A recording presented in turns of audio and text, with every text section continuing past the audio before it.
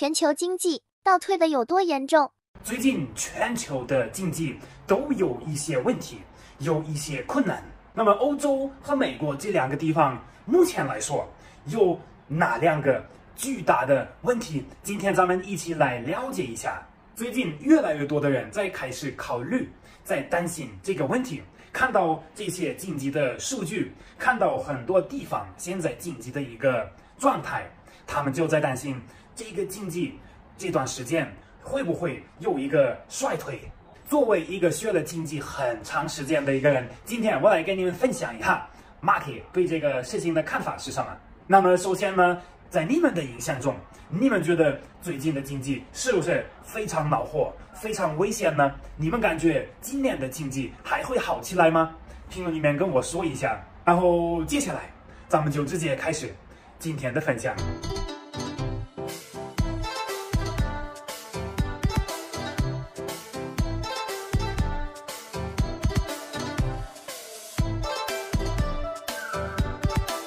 你们的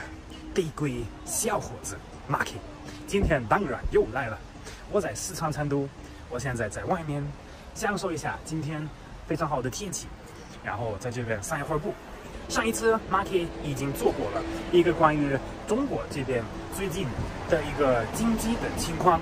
如果你们比较感兴趣，还没有看的话，你们可以先去看一下，先去了解一下我对这边的一个了解的一个看法。反正简单的来说，就是中国这边的经济，因为清零，因为新冠肺炎疫情的影响，还是有一些困难。但是在中期或者长期内，我觉得还是会找到办法，让经济好起来、涨起来。所以这边就不用非常的去担心这个事儿。那么最近确实也有特别多需要考虑、需要担心的事情。如果看一下股市场，就可以看到现在大家都属于比较恐慌、比较紧张，这些股票的价格一直都在跳，往上跳，又往下跳，而且现在整个股市的这个情况已经不是非常好了。今天看一个消息，就是说美国和欧洲的股市现在已经接近了最开始的时候，新冠肺炎疫情出来的时候，不是跌了很多吗？现在已经开始接近这个地方了，那这个就代表着肯定非常不良好。那么咱们一起先来看一下 Marky 的假象，欧洲现在面对着哪一个比较困难、比较大的一个问题？自从今年的2月底开始，整个欧洲，包括德国，包括其他的国家，都受到了来自乌克兰和俄罗斯的这个冲突的一个巨大的影响。这个影响真的非常全面，有一些社会方面，有一些政治方面，当然也有经济方面。现在越来越严重，越来越能看得出来这个冲突的一些影响。很多欧洲公司退出俄罗斯的市场，因为这个事情也接受了很大的损失，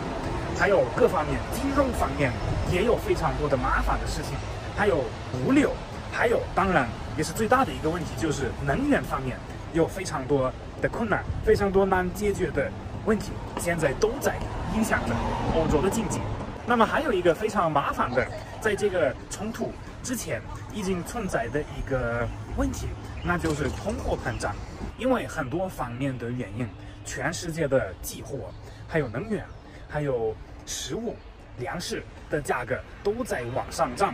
就导致现在很多人、很多家庭的消费变得比较低，变得比较少。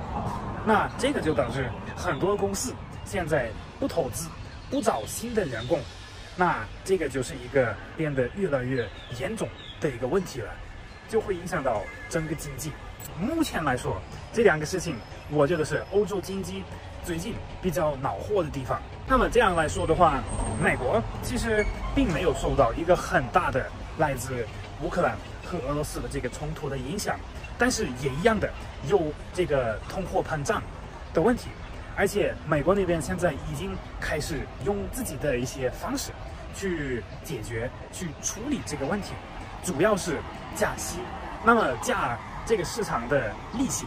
是可以解决一部分的一个问题，但是它本身自己也会带来很多新的经济方面的问题。所以说，美国那边最近主要是这个寄货和日用品的价格疯狂涨的一个问题，包括说现在很多公司已经不找这么多新的员工了，很多人失业，这个也会导致很多家庭的这个收入也会变低，他们就更不愿意花钱。私人家庭每个人都不花钱，公司就不赚钱，这个经济就变得越来越恼火了。那么最后咱们再来讨论一下 Marky 觉得会不会出现这种经济衰退，会不会出现这种很长时间经济没有办法恢复，一直都比较差的这种情况呢？其实说实话，我觉得可能起码在短期内，在今年的这个时间内，我觉得可能也不会非常差，但是可能也不会有一个特别好的情况。Marky 倒是觉得这个情况也没有那么差，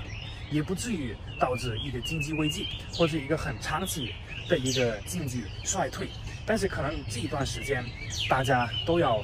辛苦一些都可能没有这么好的一个经济的情况。我觉得可能从明年开始要恢复，要好起来，很多问题应该都会自己解决自己。中国这边的疫情肯定会管控好，那么乌克兰和俄罗斯的这个冲突肯定不能永久的打这个也太贵了，肯定迟早也会解决。这两个问题解决，我觉得这个通货膨胀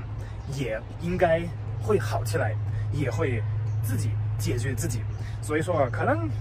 在半年内或者1年内会比较困难一点，但是以后还是可以期待的。我觉得以后经济肯定会回来的，这个还是不用担心。但是我的朋友们，这个也只是我的一个看法的一个感觉，现在我肯定也非常想知道你们的对这个事情的看法是什么呢？你们觉得这个经济还会往下跌多少呢？你们觉得这个时期还会持续多久呢？你们觉得会不会变成一个经济危机呢？评论里面跟我说一下。现在Marky饿了，现在要赶紧的去做饭吃饭，然后下午就继续忙了。今天的视频如果你们感觉非常有意思，拍的也还可以，那就非常希望可以得到你们的点赞，还有你们的关注。喜欢看我的视频的朋友们，可以在下一期又过来看一下我要去哪里耍。